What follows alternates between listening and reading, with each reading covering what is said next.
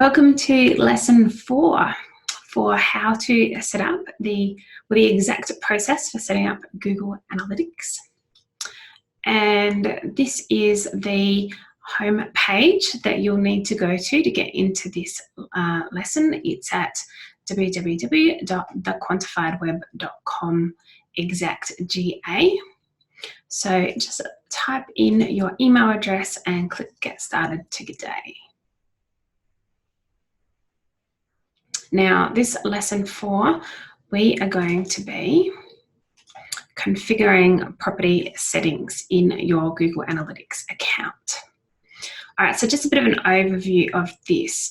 The property settings are, let me just take you through. Okay, the property settings are basically the main settings with regards to your website, and also includes main settings with regards to what type of information you want in your Google Analytics. So whether you want remarketing in there, whether you want to be linking up with Google Ads, etc. So let's follow through the procedure about how to set it up for your account. All right, so I already showed you how to get into property settings, but we'll just do it again. So you click on admin down at the bottom there, and then property settings. And actually I should mention, so we do some other property settings in other procedures, and they are actually split up into different procedures because in my back end, I've got some situations where we need to do them in different orders. So they're actually split up. So this procedure, we won't go through every single thing under property settings. It'll only be some of the settings. Alrighty, so we're going to go to property settings, and then we are going to check whether the default URL matches the website itself. All right, so in this case, I need to change this to HTTPS, and in this case I've got a www written here, but the actual website does not have a www. Now with this only use the main website in here if you have multiple websites that are combined. I do actually have a completely different process for setting up combined websites, and I'm not going to go into that level of detail in this procedure because I actually have a separate procedure for that. So this is assuming you've just got the one website, and in this case you would put in the URL for your website in there. So I've just said add www if required or exclude if not required. www is actually a subdomain, so not every URL has it. All right, and then we select the filtered data no params view as the default view. So in this case, it's already set up like that. So this filtered data no params view is the main reporting view that's going to be used in this Google Analytics account. Now, if you've come in partway through, we have set this up in an earlier procedure because you might be looking at this going, well, what is that account? Or what is that view, sorry? And we've already set that up in an earlier procedure, so make sure you find that lesson. Alrighty, now the next thing we want to do is check the property hit volume.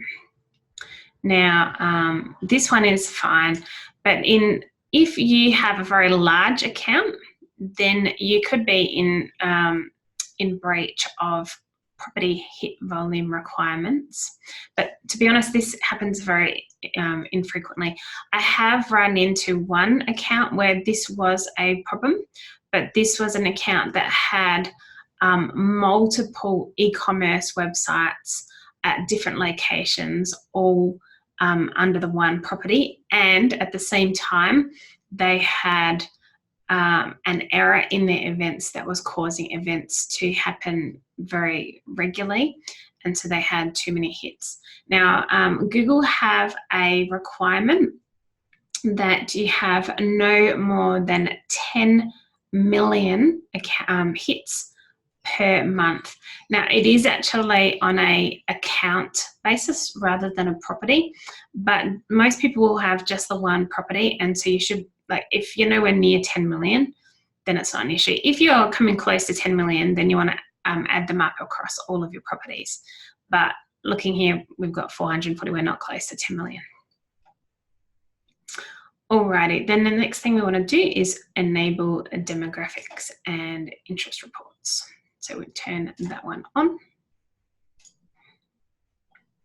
Alrighty, and we're not going to set up the enhanced link attribution for this one. All right, so just click save.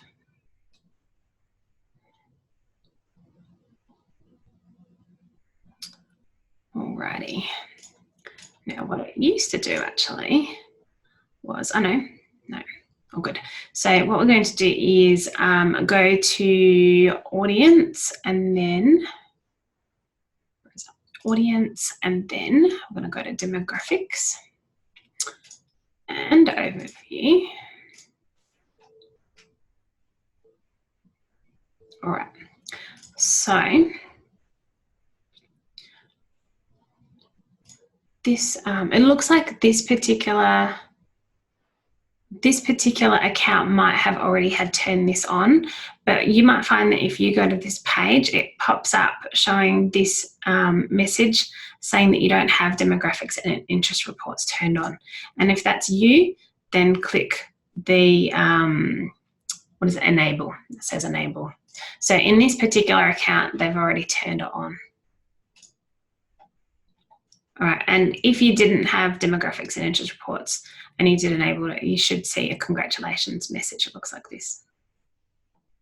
Now keep in mind that Google Analytics is always changing, and because these are my procedures, there's a chance they could be out of date as well.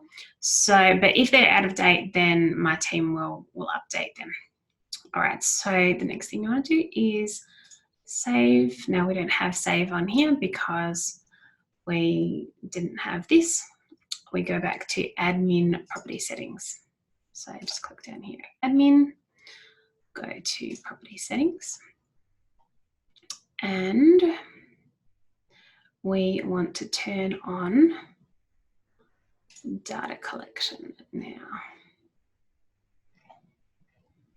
I actually just realized, so I'm actually going to have to update that, because what we actually need to do is click on tracking information and then data collection, and then we want to turn it on in here. I think there's a missing step there.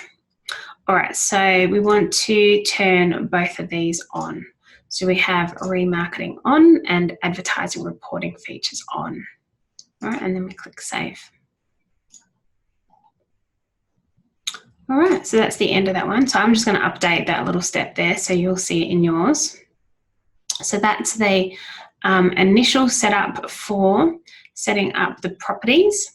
Now, let me just see what we're going to go through next. So in the next lesson, we're going to go through some more property settings. We're going to go through the session duration setting. Alrighty, and I will see you in the next lesson.